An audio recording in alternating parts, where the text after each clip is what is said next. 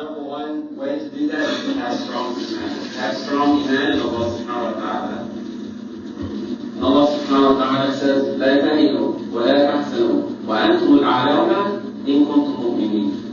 So don't grieve and don't despair, and you are in the highest position. The highest position in what? Only on one condition, إن كنتم مؤمنين. If you're a believer. So long as you're a believer, you shouldn't have worry or grief, so long as you have belief in Allah subhanahu wa ta'ala. If there's a difficulty, yes, you will face it. If there's a sadness, yes, you will face it. If there's a grief, if something happens that's taken away from you, that is harmful in some way or form in this worldly term, you will not be affected by it in the long run. Because what? Because you have iman in Allah subhanahu wa ta'ala. And not only that, you'll know how to respond as a believer. It's not to say that you won't have these feelings, because we're human, we will have them.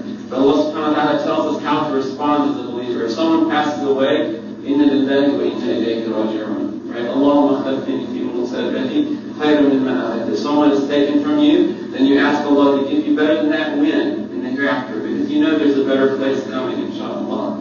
So we should never lose sight of that fact.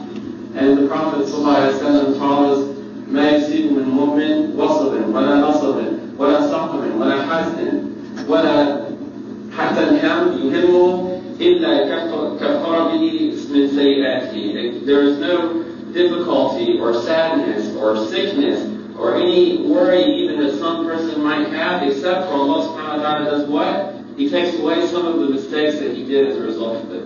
So we shouldn't, of course, it's difficult to go through any kind of hardship or sadness or situation where you might be displeased with, as far as the worldly terms. Of course, all of it, we're never displeased with what Allah gives us, but we know that certain situations are going to happen. You're going to say, this is difficult for me, Ya Allah. And in that response, you should say, Oh Allah, you're purifying me. Oh Allah, I'm turning to you, right? Right? So even to remember what the Prophet ﷺ did. He went through things that none of us will ever experience. And after every prayer, he would put his hand on his forehead, his right hand, and he would say, Allahumma atib anni hamdi wal hazan. Oh Allah, take away from me al-hamdi wal hazan. Take away from me any kind of sadness or grief. And this is the Prophet ﷺ, and we know what he went through. If you study 1 week of his life, you know the difficulties that he faced as a prophet of Allah subhanahu wa ta'ala. So we shouldn't underestimate the power of dua and the power of turning to Allah subhanahu wa ta'ala in all situations. And so also we should know that whenever there's some type of sickness, I mentioned this before in one of the khutbahs, that we should say, La bas illa tuhur, inshallah. It's not any harm except for its purification. As we mentioned in the hadith, it purifies our sins, it elevates our ranks.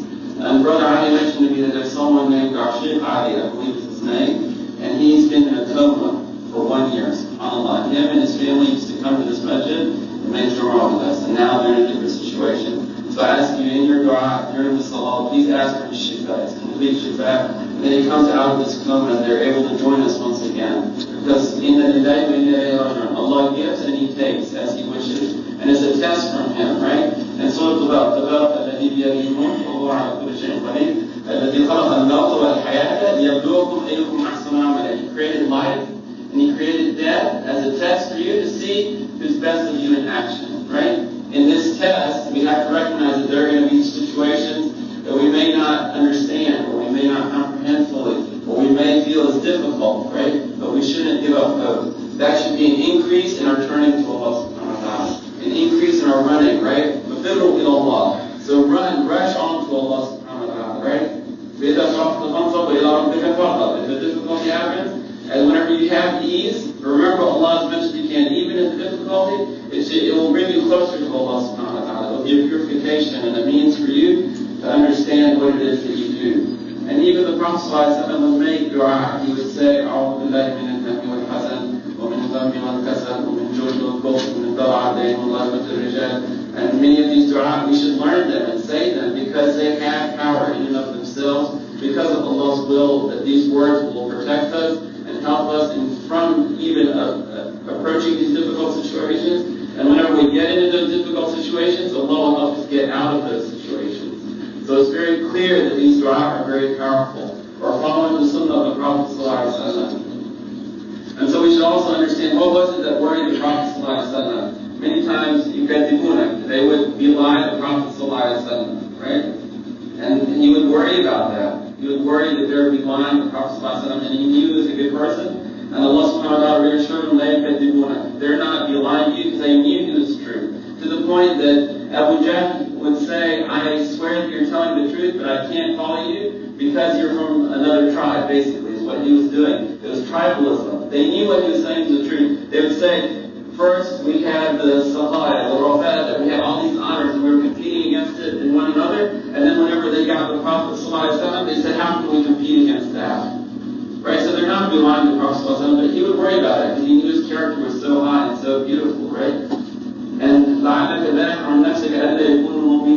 And even you're willing to kill yourself because you're not believers, that would worry and grieve him, right? Not to mention the worldly things that he went through, whether it was his uncle dying and mutilating him in the Battle of Uhud, right? And that's where that came from, because the believers went through such a difficult situation. So many believers were lost during that battle. So many of the best believers and strongest ones were lost during that battle and in many battles. So it's a teaching lesson for us. Whenever you go through something that you feel is difficult, you should understand that it's a lesson from Allah subhanahu wa ta'ala.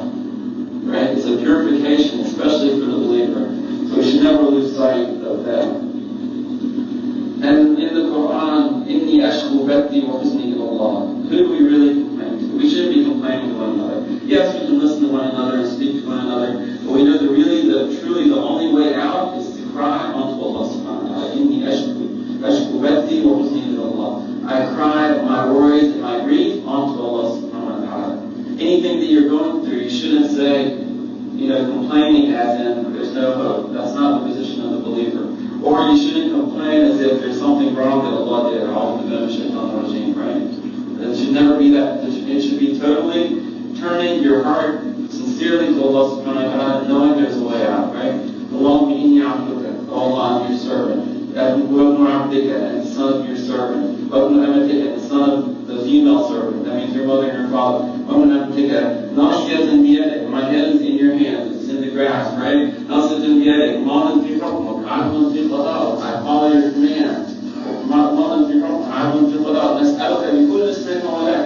I ask you by every name that you've created, that you have, بكل اسم هو لك سميت به نفسك أو أنزلته في كتابك أو استأثرت به في علم الغيب أن تجعل القرآن ربيع قلوبنا ونور صدورنا وجلاء أحزاننا وذهاب همومنا وغمومنا. We ask Allah by all His names and by the things that He's able to do, that He gets rid of any ham and hazard. And saying these types of dua purify us from that difficulty.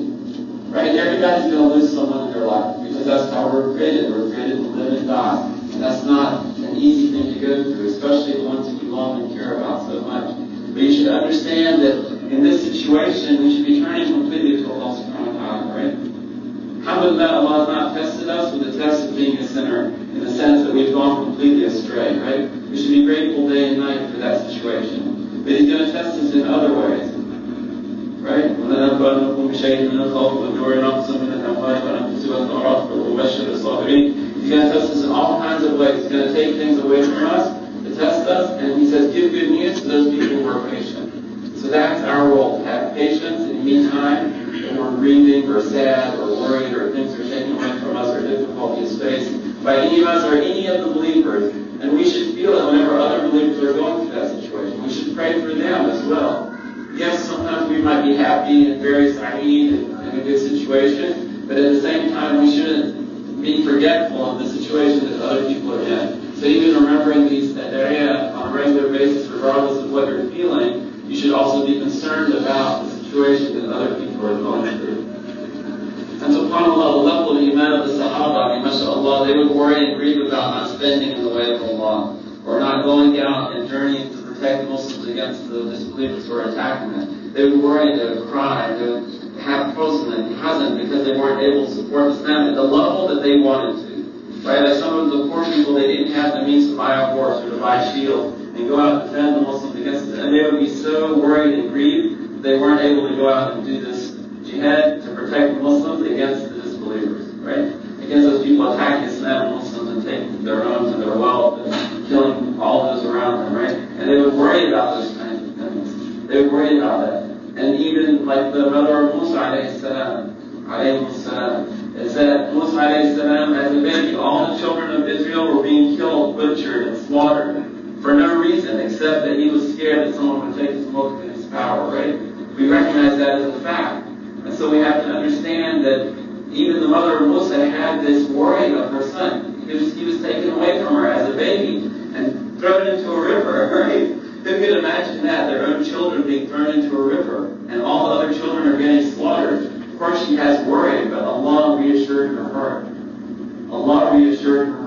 she turned truly to Him. Because she believed that Allah subhanahu wa ta'ala would help her. Because she believed that Allah subhanahu wa ta'ala was with her and with her family. Allah instilled that into their hearts and it gave them a great victory and actually gave Musa back to her so that she could nurse him. Right? SubhanAllah. Because no one else was able to. And this was the way that Allah set it up. And so we should understand that Allah is in control. And He's the one who's well aware of what we're doing. And the real reason to be worried and grieved is going to be on the day of the Hasra, right? For the disbelievers, that will be the worst day. They will grieve and worry on that day, incomparable to any kind of worldly grief we face in this world. That's why, in a sense, we're always happy in our hearts because we don't, inshallah, that our Muslim thought we have a good ending and we end on that state. But so long as we continue on the state of being a Muslim and a good Muslim and trying to improve ourselves every day, and we have no worry, we have no need to worry or grieve on the day of judgment. Inshallah. And even if we sin, then maybe Allah will purify us and elevate our ranks and forgive us for what we've done. Inshallah. So we should always have that hope in Allah subhanahu wa ta'ala. Even in difficulty or ease, we should turn to Allah, right?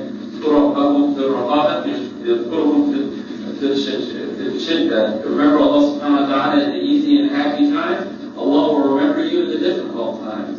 Right? We shouldn't lose sight of that.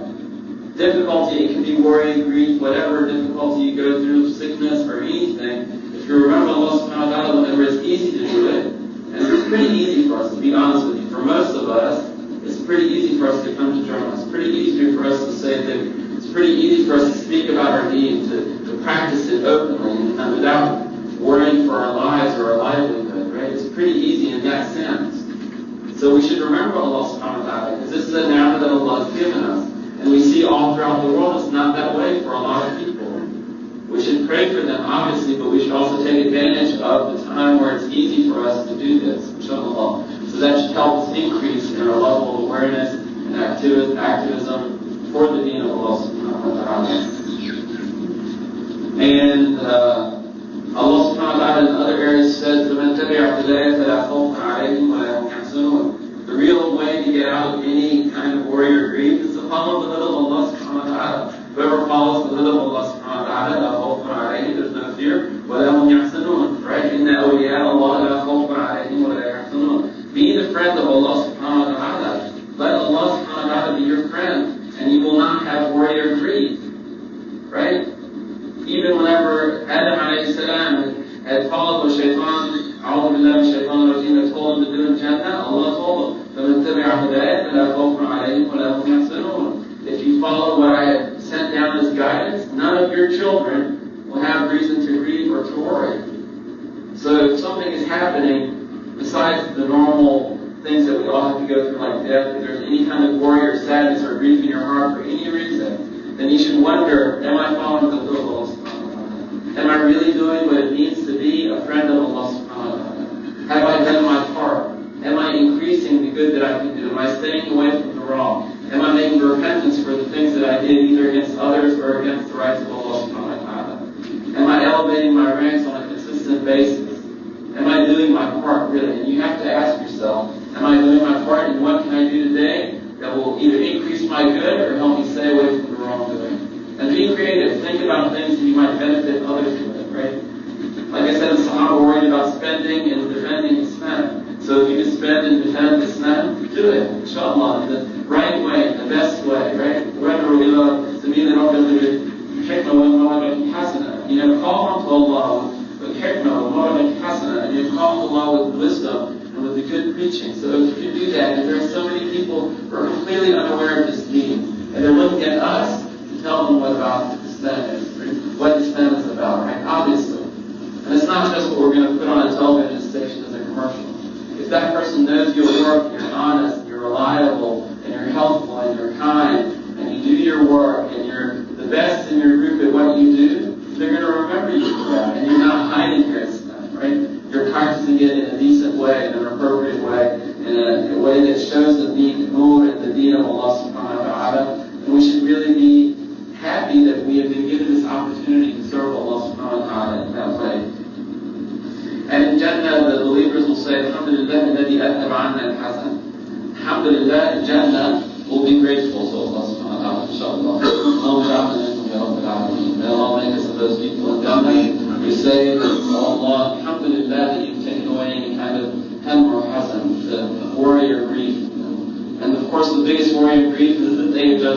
If we can get through that day, nothing else will matter, inshallah. Everything else will be like, less than a second in the larger scale. You think forever, right? Forever is a very long time. I don't know. It's even conceptualized by the human mind because we understand time so literally. But Allah subhanahu wa ta'ala forever in Jannah will allow us to be worry and grief free, getting anything and everything we want. So we should be happy about that inside of ourselves, that we know that so long as we're practicing the deen to the best of our ability, inshallah, Allah subhanahu wa ta'ala will not let us down, and He will elevate our ranks, inshallah. أقول قولي هذا وأستغفر الله لي ولكم ولسائر المسلمين واستغفروه إنه هو الغفور الرحيم.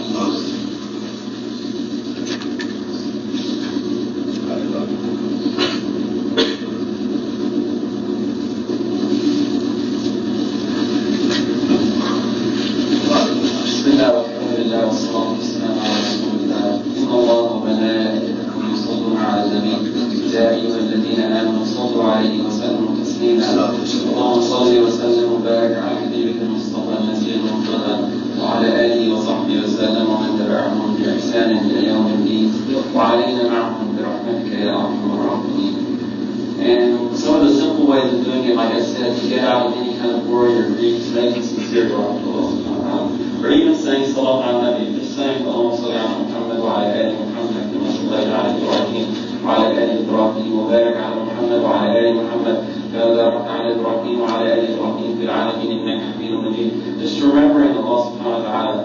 And indeed with remembrance of Allah subhanahu wa ta'ala, the hearts are reassured.